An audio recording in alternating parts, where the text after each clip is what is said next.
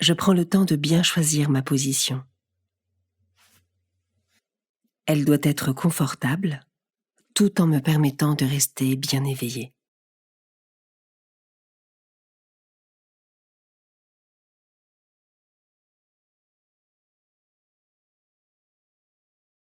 Je respire tranquillement, j'apaise mes tensions, je calme mes pensées.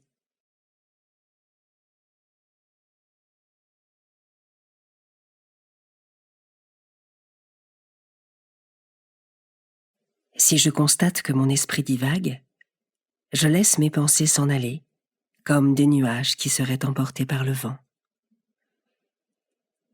Et je centre mon attention sur ma respiration, son va-et-vient, son effet sur mon corps.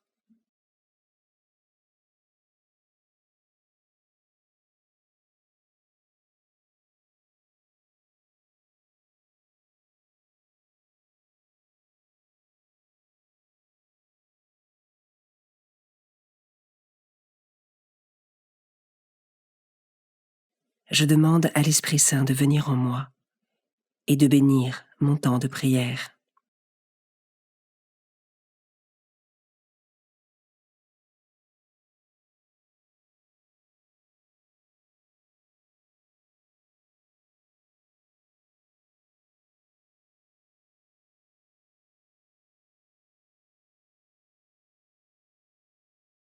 Évangile de Jésus-Christ selon saint Jean, chapitre 11, versets 45 à 57. En ce temps-là, quand Lazare fut sorti du tombeau, beaucoup de Juifs qui étaient venus auprès de Marie et avaient donc vu ce que Jésus avait fait, crurent en lui. Mais quelques-uns allèrent trouver les pharisiens pour leur raconter ce qu'il avait fait. Les grands prêtres et les pharisiens réunirent donc le conseil suprême. Ils disaient : « Qu'allons-nous faire ? Cet homme accomplit un grand nombre de signes. Si nous le laissons faire, tout le monde va croire en lui. Et les Romains viendront détruire notre lieu saint et notre nation. » Alors, l'un d'entre eux, Caïphe, qui était grand prêtre cette année-là, leur dit : « Vous ne comprenez rien. Vous ne voyez pas quel est votre intérêt. Il vaut mieux qu'un homme seul meure pour le peuple et que l'ensemble de la nation ne périsse pas. Ce qu'il disait là ne venait pas de lui-même, mais étant grand prêtre cette année-là, il prophétisa que Jésus allait mourir pour la nation. Et ce n'était pas seulement pour la nation, c'était afin de rassembler dans l'unité les enfants de Dieu dispersés. À partir de ce jour-là, ils décidèrent de le tuer. C'est pourquoi Jésus ne se déplaçait plus ouvertement parmi les Juifs. Il partit pour la région proche du désert, dans la ville d'Éphraïm, où il séjourna avec ses disciples. Or, la Pâque juive était proche, et beaucoup montèrent de la campagne à Jérusalem pour se purifier avant la Pâque. Ils cherchaient Jésus, et dans le temple, ils se disaient entre eux : « Qu'en pensez-vous ? Il ne viendra sûrement pas à la fête. » Les grands prêtres et les pharisiens avaient donné des ordres.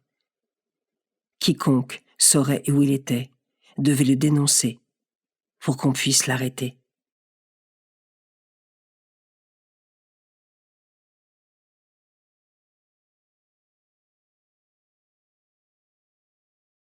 Je commence par méditer ce verset. Cet homme accomplit un grand nombre de signes. Si nous le laissons faire, tout le monde va croire en lui, et les Romains viendront détruire notre lieu saint et notre nation. Au lieu de se mettre au service de la lumière et de la vérité, les grands prêtres et les pharisiens préfèrent rester dans leur aveuglement et s'enfermer dans leurs petits calculs pour sauver ce qu'ils pensent être de leur intérêt. Comment cela résonne-t-il en moi ?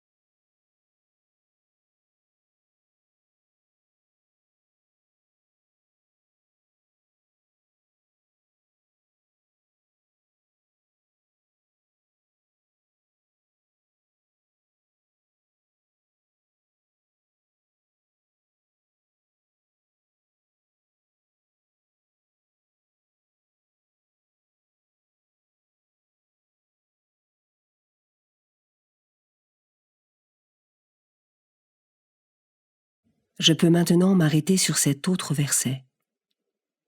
Il prophétisa que Jésus allait mourir pour la nation. Et ce n'était pas seulement pour la nation, c'était afin de rassembler dans l'unité les enfants de Dieu dispersés. Est-ce que je garde en mémoire le sacrifice de Jésus sur la croix? Suis-je, à la suite du Christ, un artisan de paix et d'unité en étant le témoin de sa mort et de sa résurrection?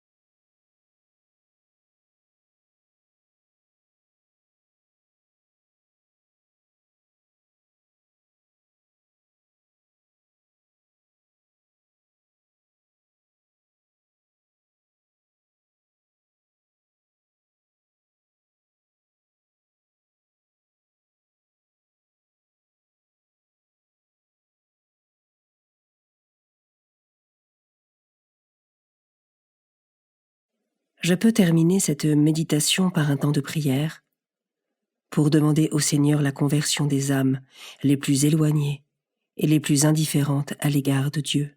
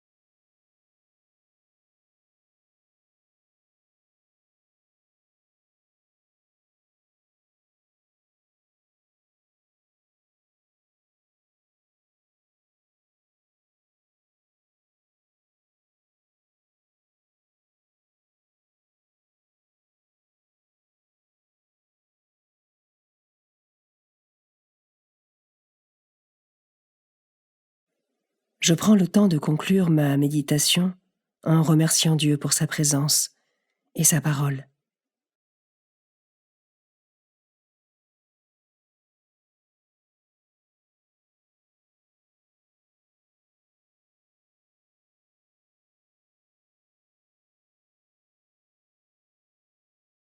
Belle journée et à demain.